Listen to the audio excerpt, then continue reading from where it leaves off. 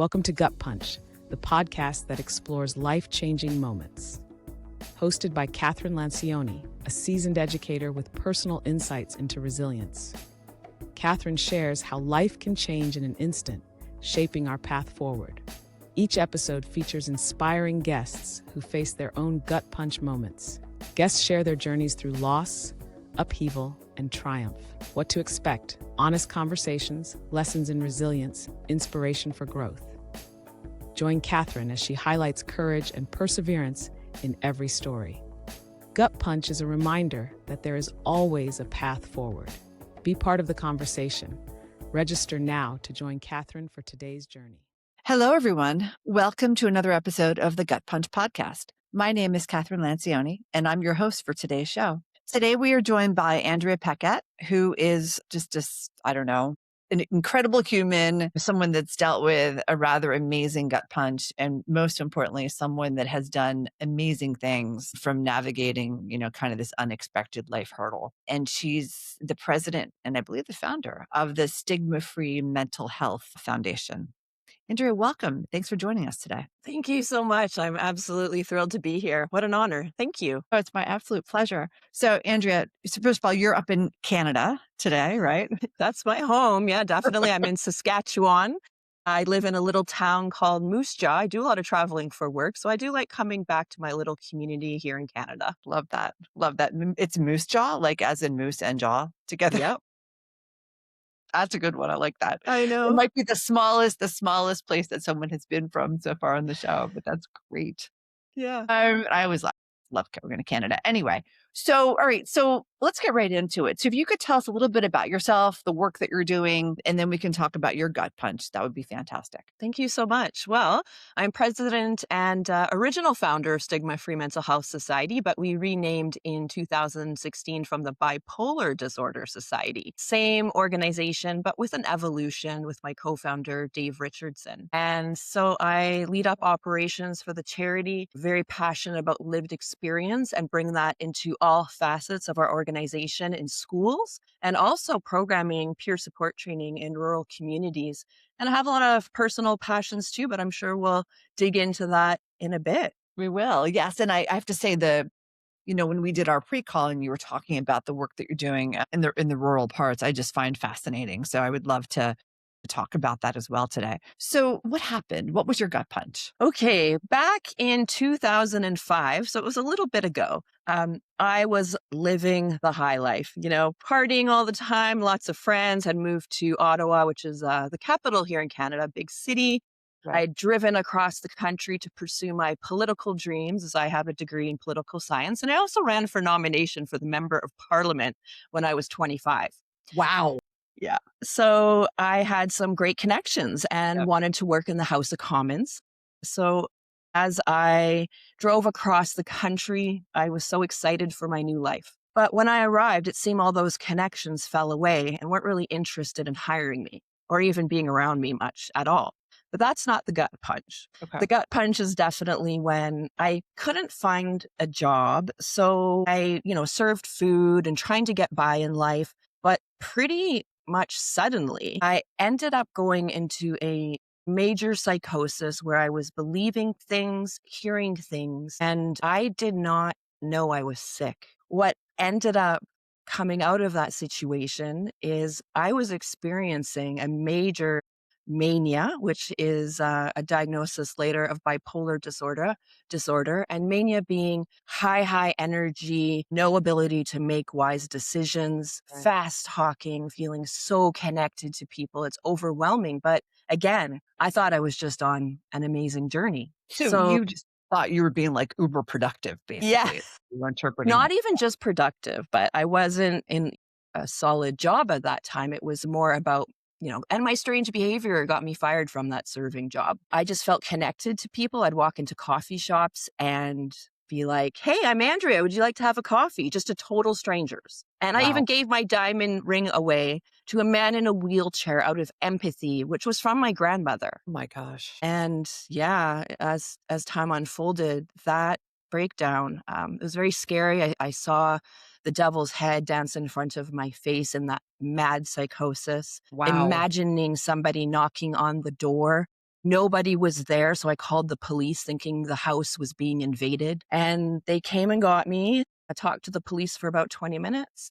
And yeah, he suggested I take an ambulance to the hospital and get checked out. So hold on. So how long did the period last before you went and got it checked out? I Was it was a couple of days? experiencing this for a good month. Oh, Yeah. and did any friends or family think anything was wrong or? No, because I was house sitting for a friend. So I was on my own with her 3 cats. Oh, I So know nobody cats saw. aren't going to say.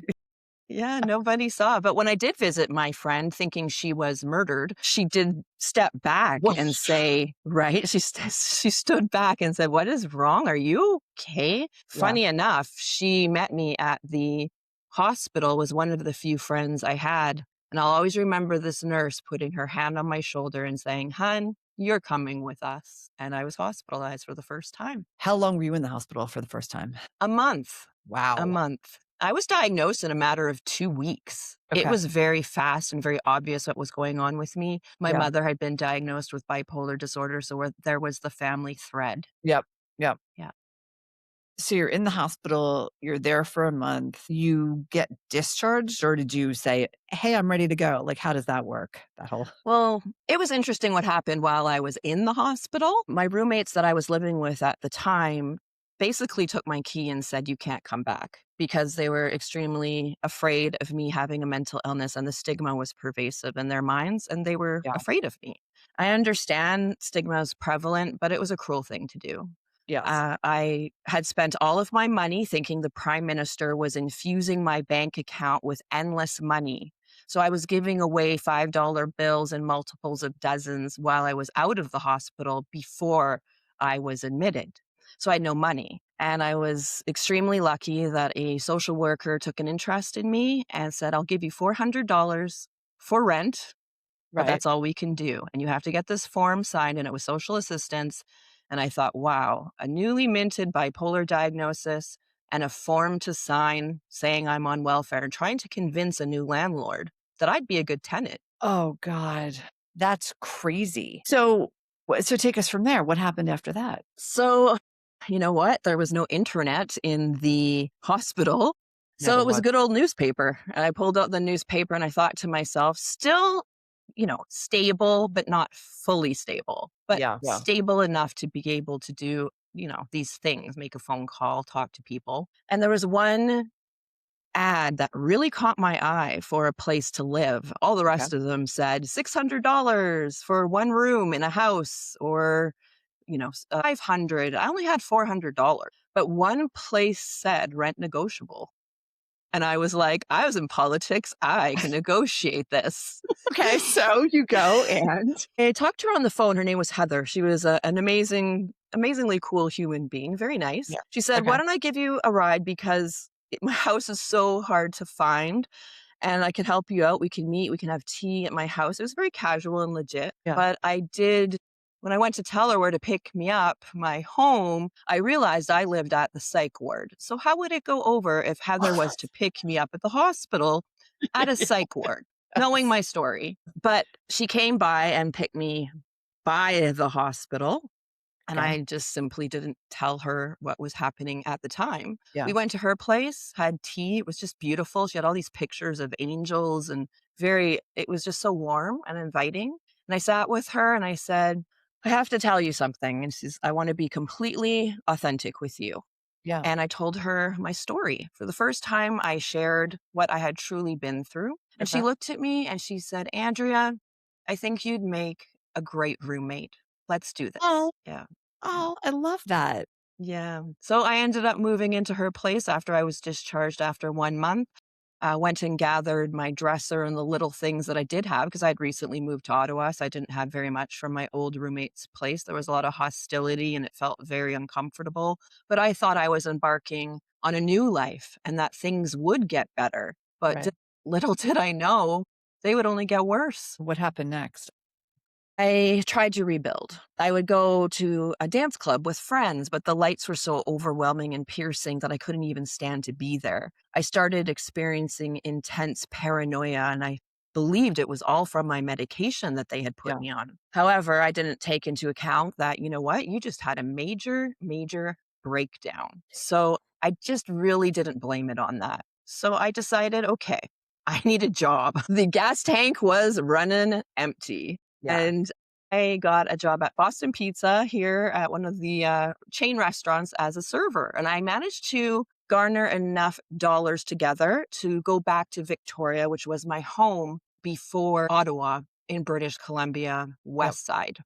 When I got to Victoria, I felt like perhaps I could start over. But little did I know as time would go on that I would start falling apart. I went off of my medication because I felt like it was negatively affecting me. And the side effects were really unbearable. I gained 30 pounds in 3 months. Oh, I had cystic acne so bad, I didn't even recognize myself anymore. I was a very fit, slim, person who was very confident. And I felt like I was being robbed of who I was. well, I was just going to interject here. It's like you see yourself as one person, and then through this medication that's supposed to make you better, how you see yourself is worse. And every time you look in the mirror, and that I would imagine that must have been very, very hard. Yeah, I didn't recognize myself in the mirror anymore. I was wondering if things were actually going to get better. I ended up getting a job. I couldn't find employment. I was even fired from another serving job when I landed in Victoria because I looked too depressed. And so they let me go. I found a job in a call center collecting debt, which was the saddest and most depressing job that anyone I think could ever have, at least for me.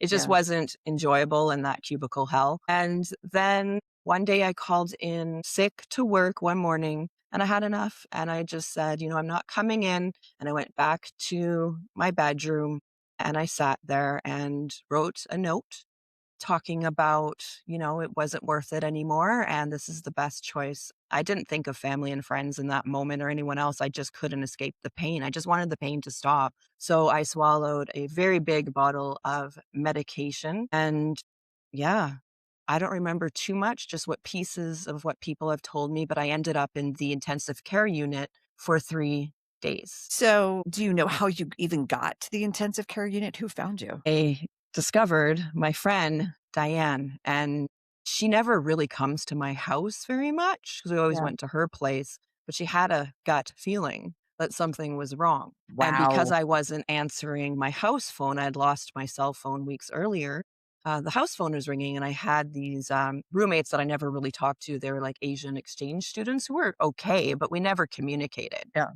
And she asked Miyoko, the lady, she said, is Andrea there? She's sleeping. And it was 5 p.m. So Diane just had this feeling that she had to rush over. And she found me. And I do remember one small glimpse of seeing her. And she told me she thought I was joking. Like, what's going on? This can't be real. Like, what are you talking about? She was just bewildered and couldn't understand what was happening. But I fell to the floor. And I don't want to get too detailed, but I was definitely die. Wow. Thank God she came. Thank God she came. So you were in intensive care for 3 days. And then did they discharge you after that? Or did you go into like the regular? Definitely not discharging me after that, because with a suicide attempt, immediately when I did wake, I was pulling the cords out of me. I didn't understand what was happening and I was lost and confused. Nobody was there except the nurse saw what I was doing when she walked by and she looked at me like an angry school teacher and was like, stop doing that. They don't like it. They don't like it when people try to pull the cords out. So I ended up getting escorted to a little room just down the way, down the hall. And I noticed this woman was sitting there reading this magazine and sitting beside me. And just like not saying anything, didn't even say hello. And I'm like, what's going on here? And this is 24-hour suicide watch person. And I was like, whoa, this does exist. Oh, I didn't know that. Wow. Yeah. So me being the assertive person that I am, I went up to the doctor and I said, remove her from my room. This is ridiculous. What do you think I'm going to do? Jump through the window or hang myself with my, my pajama on my closet bar? Like, this isn't going to happen. And she looked at me and she said, okay, you promise you'll behave. You won't do anything. And I was like, yes, I do commit to that. And she removed that person from my room. But I was A few days later, I was escorted in a little van, and the little van from the ICU or the main hospital takes you into that van, and it drives down to this psych ward, and it was called the 𝗘𝗃𝗲𝗄𝗃𝗲𝗄𝗃, the most absolutely notorious building in all of Victoria. So I've never been in a psych ward. I've seen pictures on TV. It doesn't look like it's very pleasant. It's very dry, very clinical. Yeah. The squeaky, shiny floors that never end and the beeping from the nurse's station. It's just probably like any other part of the hospital. But the thing is, when I showed up, the first doctor that I sat with, I just felt like a drowned rat and I looked terrible with knotted hair. And she just really wasn't kind to me. There was no feeling, no empathy. And she said, I'm going to send you upstairs to the 4th floor where you can be with Dr. Song, who was another psychiatrist and very well known, actually, nationally and globally. And he was good. And I didn't know that. But when I ended up on the 4th floor, I was completely broken. And I had my hands in my, holding my face, and I was just completely devastated. But this hand was on my shoulder all of a sudden, and I looked up, and this this man just said, "Are you okay? Can I talk to you?" And he was so initially this feeling of warmth and kindness. And he was my new psychiatrist. And he really, really helped change things for me. Wow. So how long were you in the psych ward for that time? That seems to be the magic number. Yeah. So you get out, then what? But one thing I did want to say too about being in the psych ward, it's so boring and they don't let you sleep during the day. So they're like, you have to get out. And like, they won't even let you rest during the day. They have this kind of schedule. And the only thing I could do was smoke cigarettes. It was really boring. Like, I didn't know what I was going to do with myself. There was no therapy. There was no groups. Nobody told me about any type of cognitive behavioral therapy or art. All they did do, though, was go through my belongings. When I did arrive, my friend brought a bag. They grabbed my razor and they said, you cannot shave your legs here. And they took all the things that I could potentially hurt myself with, which is understandable. But it was a shock. It was a big shock. Yeah. I can only imagine. Very dehumanizing, I would think. Yeah.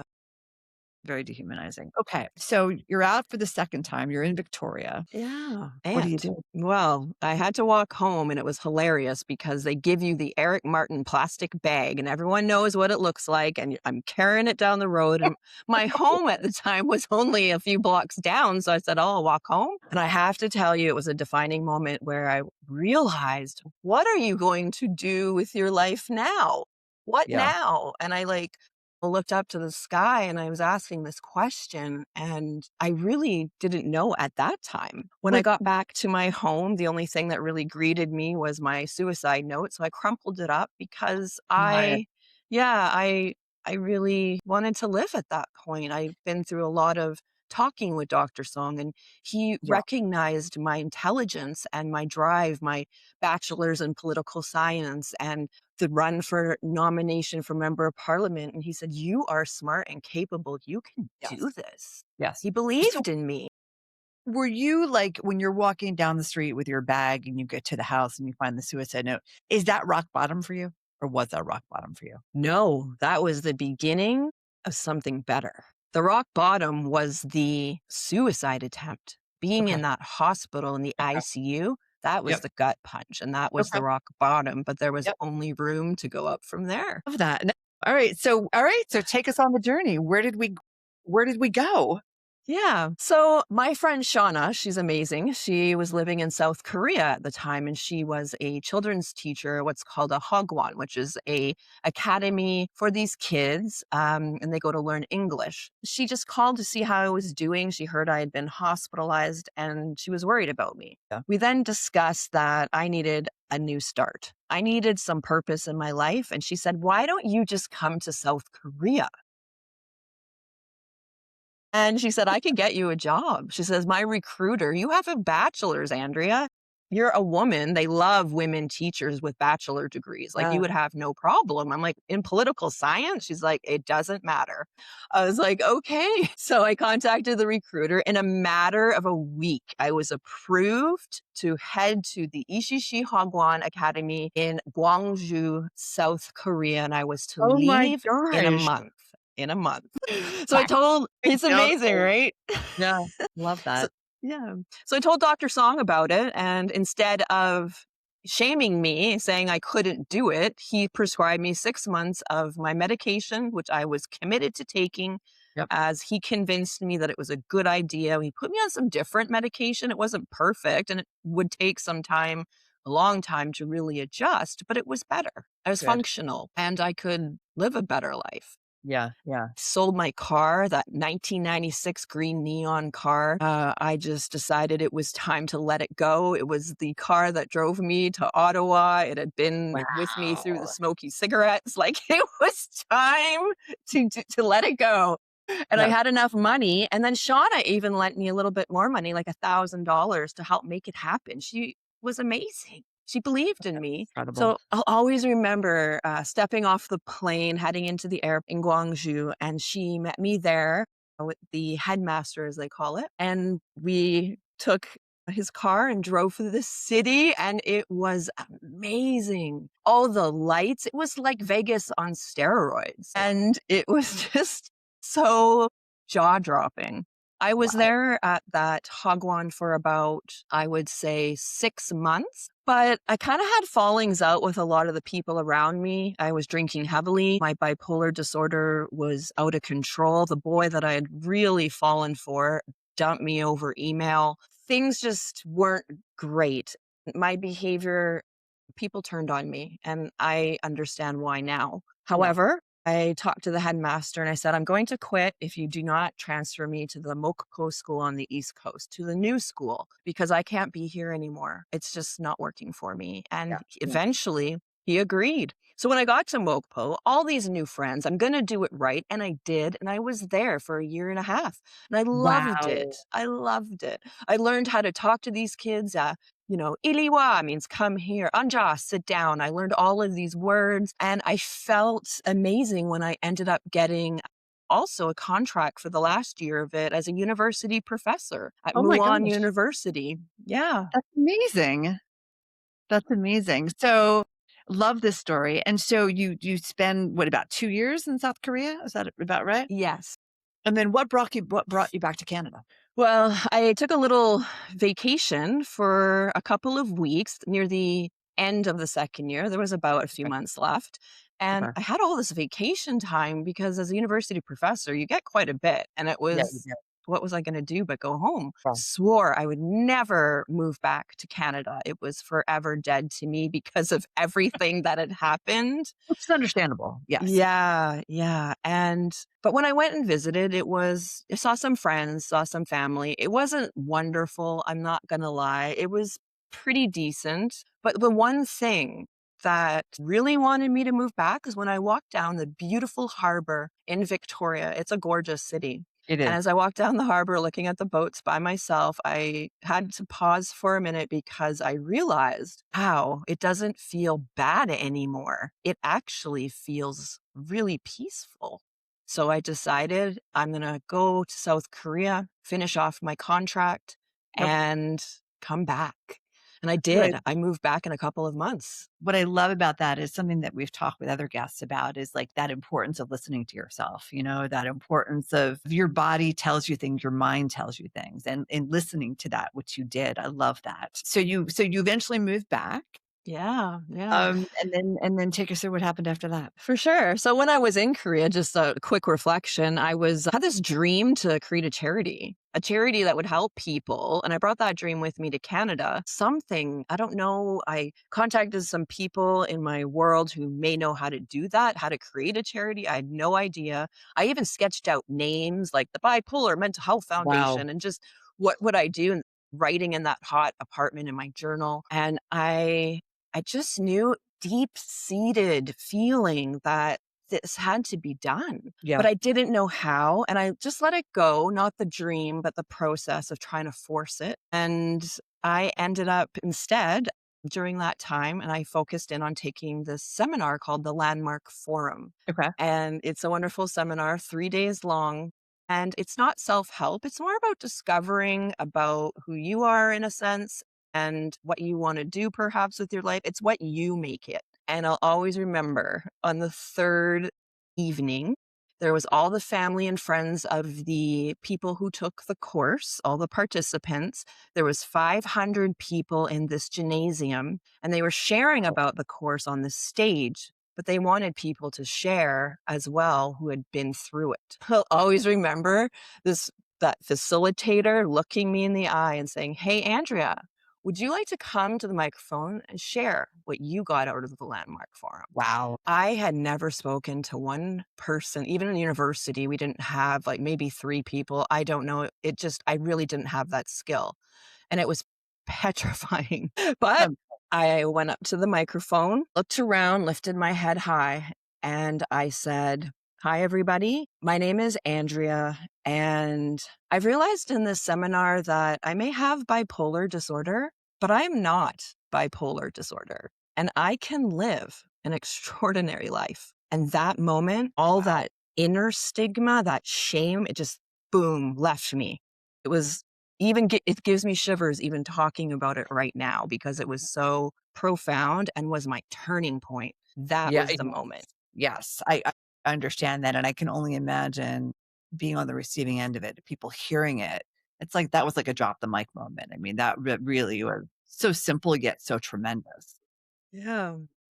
And that's how your organization was born, it sounds like. Well, it was a little bit more than that, if you don't mind me going into it. Yeah, no, please. Yeah, so I continued on with Landmark Farm. They had this project seminar where you do a project and engage people in your community, something you're passionate about. And I had a friend who was creating T-shirts around mental health at that time. Funny little Okay. slogans like, "The problem with being bipolar is that everybody else isn't," or just cute little sayings. And I was like, "I have my T-shirt." She's like, "What is it?" And I said, "It's pink. It's cute. It's going to have a little superhero and it's going to say bipolar babe. And that is my T-shirt and that is my brand." And she laughed so hard. She's like, "So you're going to wear a bipolar babe T-shirt into the grocery store? You're going to wear this?" And I said, "Yeah, you know why? Because it's so taboo. Everything's dark and black and Yep. horrible, and Yep. nobody talks about mental health in a positive way. What we can do." In 2009, nobody wanted to discuss this subject. I was Right. definitely coming out of the shadows. So I had my T-shirt and I created my project, a website. I met an amazing woman who was a website developer who also had bipolar disorder just through friends. And yeah, right, not coincidence. And we worked together to create the website. And then I started putting out into the world. I always call this like when you put things out into the world, you're Yes. speaking life into your dreams. And I started doing Yes. that everywhere I went. I started sharing. I want to speak. I want to share my story. I want to create a charity. And then what would you know? I started getting invitations to speak at various community groups, just to even 10 people. I Yep. then found amazing people who wanted to form the board of directors for this charity, and an older man who became one of my best friends and happened to be a charity specialist. Oh my gosh. Like I didn't even know that existed. That's amazing. Yes, that was his business. He helped people Wow. build charities. Wow. However, I didn't have to pay a penny because when we went out for lunch, he said I shared my story and he said, "Well, why should I help you, Andrea? I don't really know you." And I said, "Robin, I think you believe in me and I think we could do something great together." And he said, Wow. "Okay, kiddo, let's do it." It's incredible. I love that. Talk about us. I mean, well, your story is so, I mean, it's so uplifting. I mean, because I think a lot of people that listen to this show, always look for inspiration for how do you roll with the punches and how do you just get up and keep moving on. And oh my God, like you are such a testimony to that. And of that, I love that. So, all right, so let's talk about the work that the foundation does, and Yeah, this is a perfect and segue. love that. Yeah, yeah. Okay, so it was amazing. I had my board of directors. I talked to Robin and I said, "What do we do next?" He says, "Well, we incorporate as a society with the province, and that's the first step." and Yep. you are the president. I was like, okay, what does that mean? He's like, well, you're just head of the board. Because obviously I was working, for the government as a Yeah. policy analyst in BC, and I couldn't stand it. I was there for 6 years. It was extremely depressing being again in those cubicles. It Gosh. wasn't Yeah. very fulfilling work.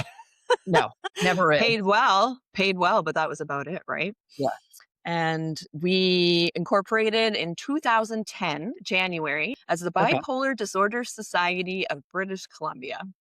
And that was the baby right there. For a couple of years, I just went to schools. I started getting invited into schools. One young girl was very passionate about mental health and had heard my story. She said, "You got to come into my school." So I started presenting to like 80 kids at a time without even knowing how to do that outreach to get that audience. But it Yeah. just started rolling. And within the third year, and by that time, we had full registration from the Canadian Revenue Agency, which is like the IRS in the States, when you Okay. register with the government to be able to issue tax receipts. So this was a huge win. We got it in 6 months. It usually takes 2 years. Oh my God. Yeah. Yeah. And during those years, they were formative, they were passionate. And by the Yeah. third year, I knew, wow, I was doing 1 day charity, 4 days government. The next year, 2 days charity, 3 days government. Yeah. And then the year after, in 2013, I realized this has to be my full-time job. I love it. It's not a Yep. job. It's a passion. I need to build this with Robin. I have to give it my all, my focus. But that meant leaving the government job and not being paid full-time as I had been, but only 3 days a week for my charity job. But I did it because I knew it would work out. I ended up meeting an amazing woman from a research network at the University of British Columbia called Crest BD, and this was her baby. And she said, let's Okay. collaborate. Let's do a project together. Well, it was the best decision I ever made because we ended up securing a $159,000 grant from the Vancouver Foundation, which then was allowable for wages as well and bumped Yeah. me up to full-time as executive director at that time. And I have been doing this full-time ever since 2013. It's been such a journey to be able to call this my work. And so we got our first grant of $18,000. It was so overwhelming and so amazing from one of the biggest telecommunications companies, TELUS, here in Canada. And they said, we believe in what you're doing and we want to help. Oh So my we got gosh. we got our first grant and they believed in me. I went in there with one of our board members and shared what we want to do and the reason why it's needed. And what the problem is that we're trying to address is that nobody was talking about mental health, but it's there, Right. especially with our young people, which was our focus. Yep. Did that for a few years, very passionate, building the charity in various ways. And then I started winning all these awards. It was really amazing and unexpected. It was very close with this amazing man. He was the chair of the TELUS Community Board, Mel Cooper. He's one of the most well-known people in Victoria because he's Yep. a great philanthropist and a good person. And he said, I want to nominate you for the Courage to Come Back Award. And I was like, what is that? Wow. And he's like, well, it's given by Coast Mental Health, which is one of the biggest nonprofits for mental health in the whole province of British Columbia up here. And what do you know? I won. My God. And they brought me to Vancouver and I spoke in front of 1,500 people giving my acceptance speech. I was much Wow. more comfortable by this time with speaking in front of people and I didn't feel nervous. I felt empowered.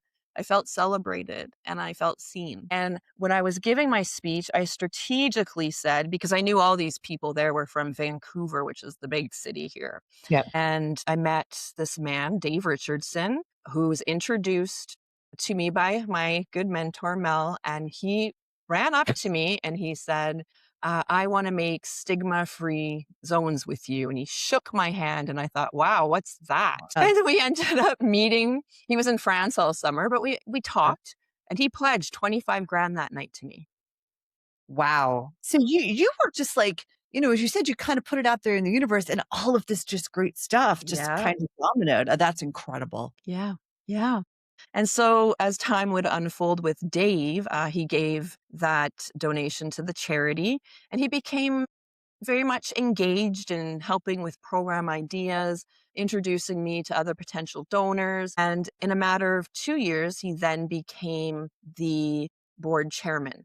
Okay. And we co-founded what at the time was Stigma-Free Society, which is now Stigma-Free Mental Health Society with more focus. And it was the same incorporation number, same charity, but just a rename and a refresh and an evolution. So we became amazing co-founders and still are to this day, 16 years later from the date of inception from this charity. So talk about some of the work that the charity does. I think Yeah. this is so helpful to hear. I would love to share about the work of the charity. My cherished program is the Stigma Free School program. It has quite a few facets to it. So, Okay. as an example, we created a student mental health toolkit. We created this during the pandemic because there was a lot and a surge of mental health issues. We wanted to help teachers feel more equipped.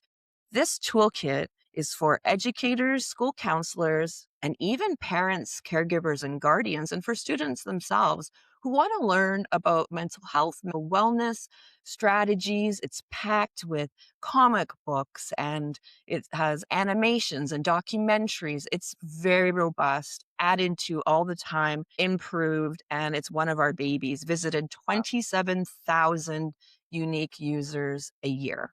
Yeah. And then the very much prized flagship, I call it, program within is the stigma-free presentations in schools. So you know Okay. how I was doing all those Yeah. presentations? It's nice. Yeah. It's nice. Yeah. It's nice that it's not just about me anymore. This is Yeah. about 25 presenters who Oh are my sharing goodness. their lived experiences across Canada, virtually and in person. We last year reached 7th. Wow. It is amazing, and I am so proud of all of them for being courageous. We even have Miss Canada on our team, and she shares Incredible. about her story with body image and, the importance of loving yourself and how that's good for your mental health, as an example. Yeah. We also started recently stigma-free clubs. We did a pilot at one school, and it was highly successful and sustainable, where it's student-led clubs where the young people themselves are taking action to create stigma-free strategies, teaching the young ones about mental health, being mentors, and having this club that fundraises for any organization they feel passionate about, not just stigma-free. And we also do professional development days. So we meet with teachers online or in person and show them our tools and how best to utilize them in the classroom, answer any questions they have. So that's the baby, the stigma-free school program. But Dave's big passion, and I'm passionate about it too, but Yeah. he's even more passionate. And I'd have to say, really, the brainchild, the push behind the Rural Minds Matter program. Okay. And that is for agricultural and rural communities. We have a toolkit, the Rural Mental Wellness Toolkit, Yep. which again isn't as robust and massive and impacting and visited as much, but 9,000 people annually, unique users, do visit it a year Wow. and Wow. utilize it. Yeah. So, and then lastly, we just conducted a cohort of Rural Minds Matter peer support training. And you have 30 seats, and we filled 28 of the 30 seats, and only 28 because 3 people didn't show up with their Okay. bursary. But that's pretty good. No, that is I just And love yeah, what you're doing, and I love how the tentacles are, like, in so many different facets of society. I think that's just so incredibly important. yeah. So what's next? Like, is there another, like, potential project down the road for you guys? Like, what are you thinking? 100%. I went to the Real Mental Health Foundation New York Summit, Yep. as you know, and I was very inspired by Sean Lesser and what he's been able to create in the States. And there's so many amazing connections that I'm making with the allies and the ambassadors being on the Yep. executive of the Real. And I'm passionate about expansion, and so is Dave. We were talking recently and just brainstorming and thinking it would be a very wise idea to make an even bigger impact in the US. So, my Yes. dream and want is to open a chapter in the United States. We would need, obviously, to attract donations and supporters and letters and make a case to the government. But I believe it is achievable because when I have a dream, I'll tell you, I'll do anything I can to make it happen. And I think we can make a difference in the States as well. And lastly, it's very interesting when we look at the geography uptake of the Student Mental Health Toolkit, 34% is from the US. Really? Well, I understand why. I hear from so many of my students, that I teach about mental health challenges they face. And I was just talking to a group of them about it yesterday. Like they feel like there's so many people talking about the challenges that Gen Z faces mental health, but they feel like there's so few people doing anything about it, which I thought was really interesting feedback. So what I love is that you and your organization are actually doing something about it. Yeah. And I know just from my own conversations, in the classroom in the US with Gen Z, there's so much opportunity to make a difference here. And I, think that what you're doing, have been doing is incredible. And as you and I've talked about, like I'll do whatever I can to help you make a splash here. And I should mention that, Sean Lesser's the Real Mental Health Network is a group that, we talk about a lot on this show because, as ally with that group, as are you, and you're an executive ally, and a few of the other guests. And I think, where he is going with what he's doing is phenomenal. He's been a guest on the show as well. So I'm excited for what we're all going to do together. So great stuff. Well, Andrea, I first of all want to thank you for being so honest and so raw about your own experience. And I've learned so much, and I'm sure our listeners have learned so much. It was one of those conversations where I know I'll think about it a lot and learn so much more than I already did when I think about it. So I just really want to thank you for that. It was a really powerful discussion. If people want to get a hold of you, what's the best way to do that? Very simple. I always say centralized is easiest. Give one place to go. There are a lot, but the best place is stigmafreementalhealth.com. Okay. You can find everything there from our contact tab, which goes directly to me and our administrative assistant as well. All our social media links are on there too. And so, that's the hub. You will find all the links to our programs, our podcast, our docuseries. We just have a new one released on caregivers. So that's the best place to go, that hub. Love that. And you're also on LinkedIn, of course, as well. Oh, yes. And that link is from our website as well. Perfect. All right. Well, thank you so much for being on the show. And again, I learned so much and everyone else learned so much. So just thank you. It was great stuff. Thank you. I'm glad that you are good. That is probably the most important thing to me. So I'm glad you're good. Thank you. Thank you. My pleasure. And thanks everyone for listening today to another episode of the Gut Punch podcast. We'll talk to you next week. Bye-bye. That's it for today's episode of Gut Punch. I hope you found inspiration, because no matter how hard life hits, there's always a way forward. Make sure to follow or subscribe to Gut Punch on your favorite podcast platform. If you know someone who could use a little inspiration, share this episode with them. Thanks for listening, and until next time, stay strong. See you in the next episode.